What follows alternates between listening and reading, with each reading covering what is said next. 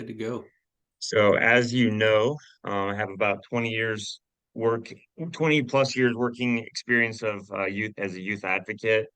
Heartlight Ministries right out of college, almost 10 years at the Crux. Um, when I first moved up here, worked at my house for a couple of years. My house is a drop-in center for homeless and couch surfing youth.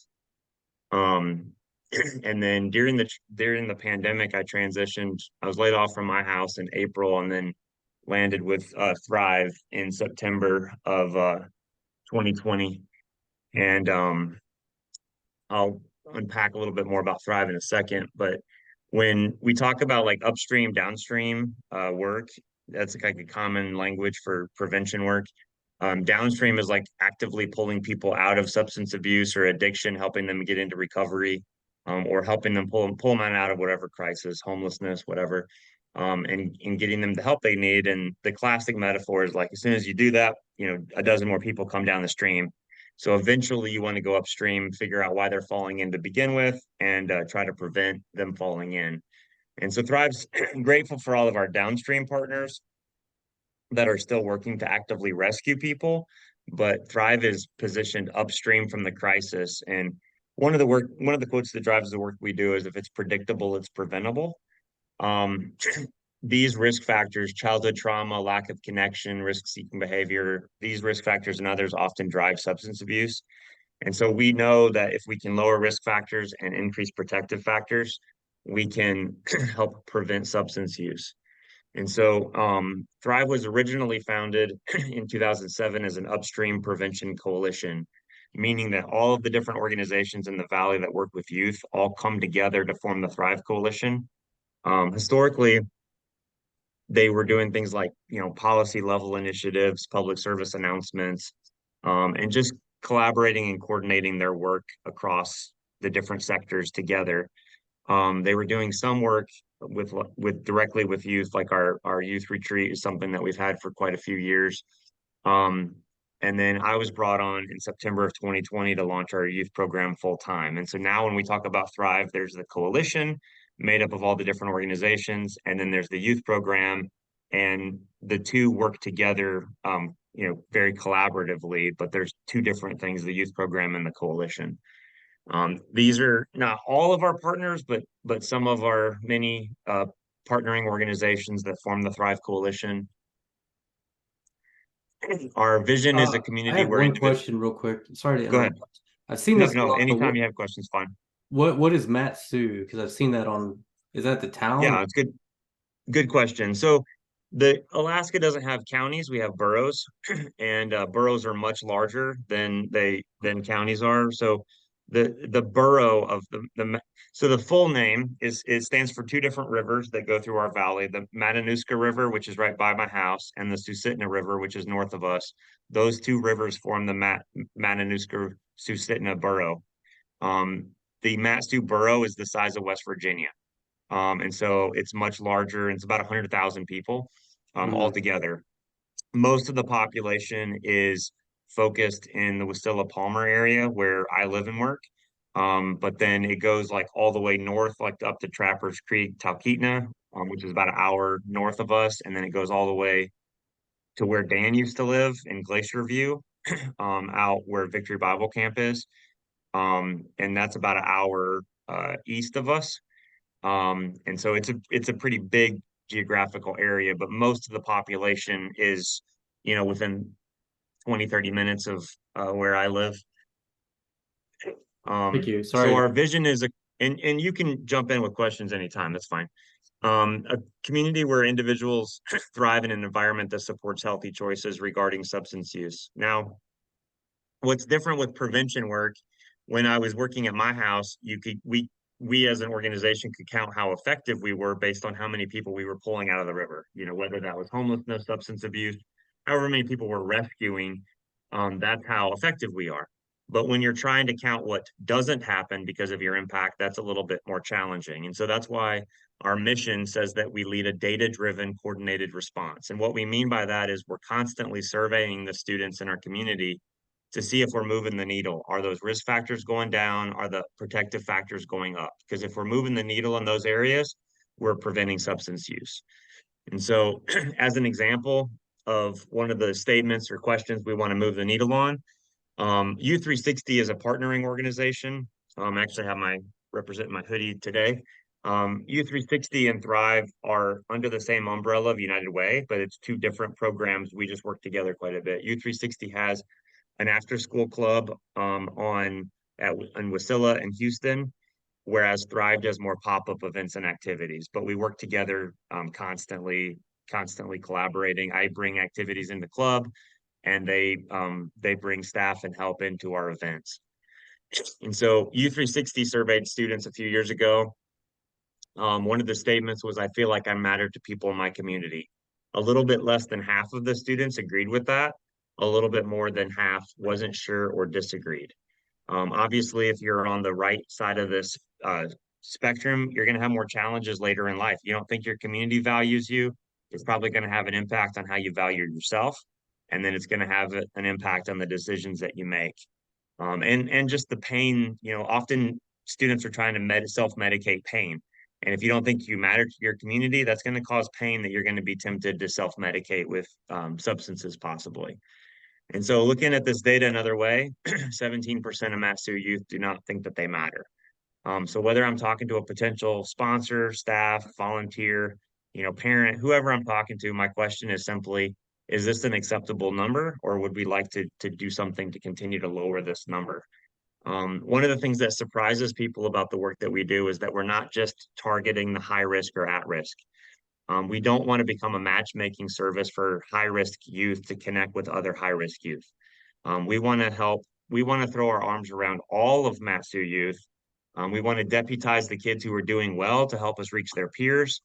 And we want to connect those who are struggling. We want to help connect those kids to healthier students, healthier role models, healthier families, and help pull everybody up. And so, additionally, a student could be low risk today.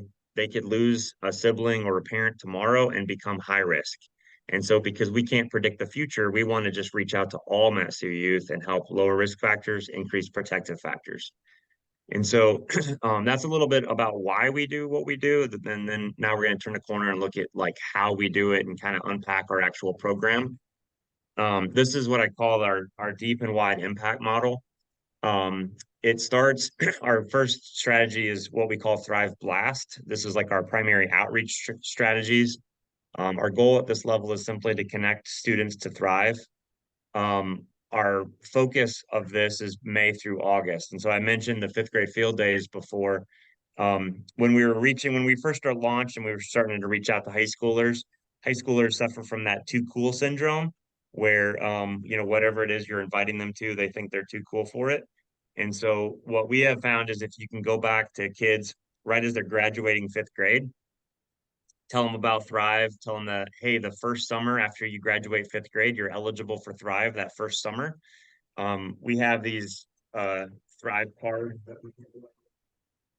So these have our text alert number on them. So they just text the word Thrive to our number and they can join our text alerts. The students that go to these fifth grade field days are actually often already enrolled because we ask the schools to give the permission slips directly to the parents. And it's just a link that they fill out with smart waivers. They fill out that link and then they can opt in for text alerts through that. And we set up 5 different activity stations. We go to 11 different schools. And this past year, we introduced and welcomed 800 students into Thrive at 11 different schools. And the students rotate through the stations. They spend about 15 minutes in each station and they rotate through the stations. And so they just get a little, it's about a 90-minute sampling of everything Thrive's got to offer or a lot of things that Thrive's got to offer. And they get to experience it while they're in line for like 9 Square in the Air, while they're in line for drift trikes. We can talk to them about our program, answer their questions. We give everybody a Thrive Five, which is similar to our old Crux Bucks, where it's money that they can spend on concessions at our events. And so that's kind of our strategy. Like the whole month of May, that's pretty much all I'm doing is fifth grade field days. And like I mentioned before, with the crazy weather up here, the first week of May, we had one that got bumped. And so we had to move it to the third week of May because of snow. And so usually we've got nice, warm, dry weather by May, but it in the mountains here it can get crazy. So um, the next strategy that we do along the Thrive Blast level is and that's by the way, that's Silas there in the red. That's how big he's getting. He's in first grade now. Wow.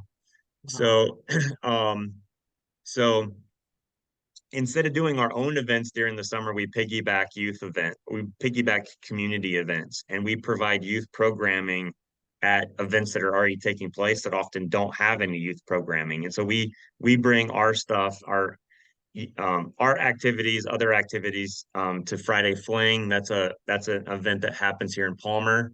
Colony Days also happens in Palmer. That's another one with Silas and lemonade as big as his head.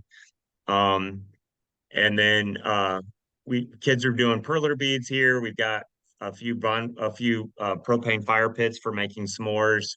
We've got other games, giant bubbles that they get to do.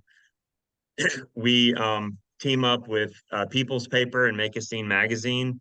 Um, and Wasilla they have a large event called Music in the Park. We bring our 100-foot slip and slide, set it up on the sled hill there, and bring other activities that people get to do. And our activities are always free at these events, and which always surprises people because most of these events, like everything you pay for, is pretty expensive. Um, I am somebody is a faith-based partner that we have we're connected with through Northgate Church.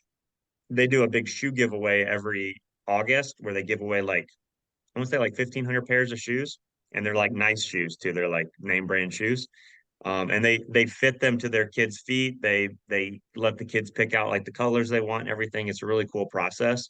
And so we set up activities outside while the people are waiting for their turn to go get shoes. They have kind of a carnival atmosphere there. Houston, Big Lake is one of the communities that's about 30 minutes north of us. Um, we partnered with Founders Day this last year. It was one of the bigger events that we did this past summer. It's hard to quantify exactly how many people come to our booth out of these events, but this shows you like the overall numbers. Like I said, we had 800 total for fifth grade field days, going up to like there's 5,000 people that attended colony days.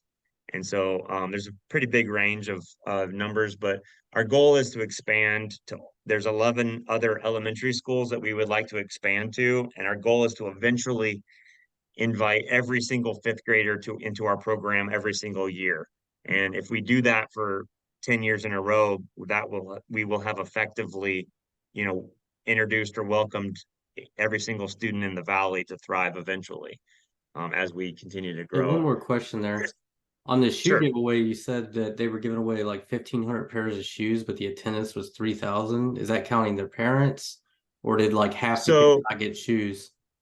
yeah, that includes parents. Like, so parents attend too, other siblings will attend, and then sometimes they take orders for shoes. Like sometimes they run out, but then they take orders for shoes and they take orders for winter gear, and they Mhm. can connect people with shoes later. But yeah, they have nobody's left out from getting shoes. They just might not get them that day. But then they also have parents attend to. Gotcha. So during the summer, it's hard to do our own events because of how like our state's very bipolar. Like in the winter, things are somewhat predictable, minus the snow. But then during the summer, like it's full throttle and there's 20 hours of daylight and people are just living like life at full throttle. So it's very difficult to coordinate our own events during the summer. That's why we just piggyback with the events that already have momentum. And people constantly vacationing out of the state, vacationing inside the state. So it's just really challenging during the summer to get a hold of anybody consistently. But during the school year, it's a lot easier. These are some of the recent events that we've done. We just did our Halloween party with our biggest attendance ever. We did kicked off the semester with Thrive Fest. And so all of these events happen on Saturday night. They're all called Saturday Night Thrive, but they all have their own themes. Just to kind of walk you through an event, we take over the entire commons area of either a middle school or a high school, usually a middle school. We take over like both gyms, the cafeteria, commons area, all the hallways. Like we have stuff set up all over the whole space. And so, like, even in the check-in area, we try to be really intentional with just overwhelming them with cool decorations. We have some of our street team kids with costumes on. We're just asking like, how can we get these kids laughing? How can we get these kids smiling? There's a lot of social anxiety, especially coming out of COVID, more isolation. So we use bubble machines and costumes, and we try to welcome each kid repeatedly and personally, and demonstrating to each one that we're happy to see them. Going back one, we also have a partnership with Job Corps, which is a job training program. They provide security for all of our events. Usually bring like 12 security trainees. And then we've got like student trainee security guards that are like guarding the perimeter of the event. And then we also have a school resource police officer, either from Palmer or Wasilla, patrolling the event and connecting with students. And so that's super helpful just for crowd control and keeping everything positive. From there, all the students are given raffle tickets when they come in. We encourage them to go over to the hub to turn in their ticket stub. We do like several $100s worth of door prizes per each event that we award with those raffle tickets. At the hub, kids sign up for all the different just like we used to do at the Crux. Like we'll have dodgeball tournament sign up, and they go to the hub and they sign up for all these different competitions. And we also have merch sales at the hub. We're moving all of our toys and novelties to the hub because concessions is getting a little bit overwhelmed. And then Young Life and Youth 360 help us with running like youth group style games out of the hub that are like theme based. And then all of our event management takes place from the hub too. We've got like walkie talkies and different types of systems for communicating that we use, and that's all managed at the hub. We also have a photo booth that we set up and decorate for each event specifically. That just helps us promote Thrive and celebrate the theme. Um, the people that do the shoe giveaway, I Am Somebody, so we partner with their event during the summer, and then they partner with our events during the whole year. We set up a I Am Somebody lounge, and they're able to build relationships with kids. It's a calmer, more relational area that's usually like down a hallway that's like a little bit quieter than the rest of the rowdy event. We do things that are like theme based. So like the last Halloween event, we did pumpkin carving, and then we did like candy decorating, haunted house decorating contest. And then like at the Candyland event in the spring, we'll have cookie decorating. And then every time they have face painting and henna at this, we're doing a space theme party this Saturday. We're gonna have crazy hair, like where they can get like super big hair with super crazy colors. Um, the main stage area is where you would be if when you get to visit. This is our dance party area. We're starting to have bands. There's not a ton of bands up here, but at this next event, we're going to have this band called 3021. Their subtitle is Cartoon Robot Band from Outer Space. And so they come in, they have these like cardboard robot costumes that they wear when they play. So it's really cool. Um, and in this area, we have karaoke, we have a dance party, we have DJ training with student DJs, 9 square in the air with blacklight straps. We have a laser tag area, and then at the end of the night, we have a raffle rally. And each one of these different event areas has its own schedule, and so kids are free to go and pretty much come and go as they please, like to the different areas. And so they go to the hub, find out the schedule for the whole event, and then they pick and choose what they want to do. And so because like laser tag and dodgeball might be taking place at the same time, and they have to pick what they want to do. In the sport court is the larger of the two gyms. We do basketball, dodgeball, volleyball, pickleball. And then we try to tie things that are theme related. So I got these really cool LED frisbees for the space event that kind of look like UFOs. And so we're going to play like ultimate frisbee with these UFO frisbees That's cool. during like the end of the night. Outside, we've got a few propane fire pits that we always set up a free s'mores area. The next event, it's going to be like around -5. So I don't know, I don't know how popular this area is going to be. We might we might save money on our s'more supplies this time. And one of our wonderful volunteers, Mark, may freeze to death, and Molly might have to get remarried. But I was thinking maybe you but hopefully, keep the difficult volunteers on that job so that they hopefully don't show up again. yeah, we want to keep Mark alive because he's amazing. He's an amazing volunteer. So we want to protect his life. Hopefully, he'll stay warm with the fire pits. And if it gets too crazy weather-wise, this is an area that gets shut down. But we have free hot dogs at the beginning of the event, and then at the end of the event, we have free s'mores, free hot chocolate the whole time, and then weather permitting, we also have some outdoor games that we set up in this area. Thrive Blast is another, it's like a weather dependent thing. So like for the September event, we had a lot like drift trikes, we had this giant obstacle course, and we had several things outside. Um, Onward and Upward is a program that's helped us run our outside activities. We thankfully we had a very mild Halloween, and it was a lot nicer than it has been other years, and we were able to have an outside area open for Halloween as well. And so we just call that out. Since we do different activities each time, we just call that Thrive Blast. Um, we have Art Lab inside where we do perler beads, diamond painting stickers. We do fingerless finger painting competitions, just like we used to do at the Crux. We do Play-Doh competitions and light bright competitions. Um, Board games is spelled wrong on purpose. That's a lame joke. We have lots of different like oversized games and different board games, axe throwing, and we run different types of competitions in that area. We got a couple different giant Jenga sets, and so we actually have to use a step ladder with how tall giant Jenga gets. Hmm. It gets a little dangerous. Music Lab is a new area that we just opened, partnering with Midnight Song Studio. I mentioned that there's not a lot of bands in this area, and so what our goal is to start the Music Lab is to just get people jamming together and just bringing their instruments and hanging out and jamming.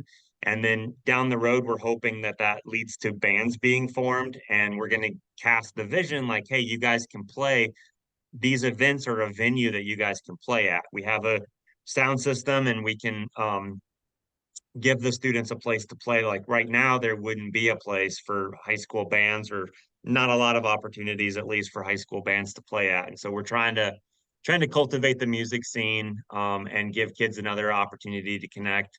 We're going to add karaoke to this area too because we have so much karaoke so popular in the main stage area that we're going to get another karaoke machine for this area. And then we also do open mics. We did a lip syncing contest with this area during the Halloween party. And then we'll be bringing in bands as well. We have right now we have an arcade area that's open for a couple events a year. We're transitioning to have that open every event because as we're growing, MTA is a local internet communication company, and they sponsor us by loaning us 12 nice video game consoles. And then we have projectors and screens that we set up for the video game area. That's Isaac there at the table with the white shirt. That's Isaac. Um, and I just hired a new lead that will have, so we'll be able to have video games offered more frequently now. Concessions, the students can spend their Thrive bucks that they earn. All of our contests and competitions throughout the night, we give away raffle tickets, but then the kids can also earn Thrive bucks as well. And then when they earn the raffle tickets, they're eligible for those door prizes. And then kids can spend regular money in concessions as well. Um, Kid Zone is an area that's exclusively for the children of staff and volunteers. We have about 22 staff on the team that just work. Most of these staff only work this monthly event. And then we have about 40 volunteers per event. And so all of those families can bring their younger kids. The younger kids get to do all of the same activities that the older kids get to do, but they have extra supervision that takes them around to the different areas. This is some of our event team from last year. We need to get new pictures made for this year. The team's grown quite a bit. So for the first, you know, for the first basically year that we did these events, we just averaged 150 people while we were building our team and building our systems. Once we had things in place where we were ready for some growth, we started doing just a couple $100 worth of marketing a month and expanding our street team. And it's just led us to grow like by about 100 people per event over the last year. And so, like, just as an example of our growth, in October 22 last year, we had 146 that came to our Halloween party. This year, for the Halloween party that we just had, we had 639 people. And so it's just grown like beyond our expectations. Lots of growing pains, but it's been pretty exciting. These are pictures from our Halloween party. Had a costume contest and other Halloween games that we did at Teelan. We use Some people are a little bit confused why we charge. We charge because by charging we can increase the perceived value of the event, and so we have these VIP tickets that we give away to we target school counselors, nurses, and foster agencies with these VIP tickets. By charging the majority of the attendees, it increases the perceived value so that the kids that need us the most are going to be more likely to come because everybody's coming and they're excited about getting a VIP ticket. The VIP tickets include $5 of concessions and admission. And so, and then we also give each host school 100 tickets. The schools allow us to use the building just for the cost of the custodian, because they're also a partner. And so we only pay like around $50 per hour to use this massive space. And so it's a really good deal. And then so as a token of appreciation, we give 100 tickets to the host school, and we have the school counselors and nurses target the kids who are most in need of either economically or just need of extra social connection. The other thing that charging allows us to do is it allows us to hire our event team, which again only work those monthly events. Now we have leads in each area, and our concession lead, for instance, our concession lead comes into our event prep area. I'll show you in a second, and they prep before the event, they set up and run the event, and then they help reset totes after the event. And so, like all of those different areas, we have a total of 22 different staff members that are either leading an area, staffing an area, helping with loading, decorating, whatever. But by charging, it allows us to do that. And additionally, anybody can put in the promo code scholarship, and they can get 100% off a ticket. And they can also add a Thrive Five. And so that is offered 100% of the time, no questions asked. We never turn anyone away for financial reasons. And they can add a Thrive Five to their order. And so we typically give away about $700 worth of scholarships per event. That includes Thrive Fives, VIP tickets, and then scholarship tickets. Additionally, we charge for concessions. Our goal with both of these is just to break even. We've accidentally made money in the last couple of events because it's just growing so fast. But we use our concession revenue to pay for the s'more supplies and hot dogs we give away, and all the Thrive Fives that we give away as prizes throughout the night. This is our next event. If you're free, on Saturday, stop by. We'll be at Houston High School for our Out of This World dance party, space themed event. And we're really looking forward to this one. Like I said, special guest 3021 will be playing in concert. This is our first concert event that we've done since I've been here. We're hoping to bring in more bands, more dance groups, more performing groups, to highlight. Live activities is really what started our youth program. We started this kind of at the tail end of COVID, and the first year of the program, COVID was still an issue that we had to kind of plan around. So we mostly did smaller indoor activities or larger outdoor stuff. But it was a lot of small activities that we got this thing started with. And this semester, for instance, we're just going to be doing swimming. We have a couple indoor pools that we rent for swimming. And then we'll also be doing art lab. We've got a plan in place to offer a lot more activities starting next semester. This is hard to read, but these are the 30 different activities that we survey students. When they text the word Thrive to our number, And in case somebody's reading this that actually wants to subscribe, it's 907 or watching the video, 907-745-5826. Text the word Thrive to that number. And after they text the word Thrive, we ask them their name, and then they're automatically sent a activity survey.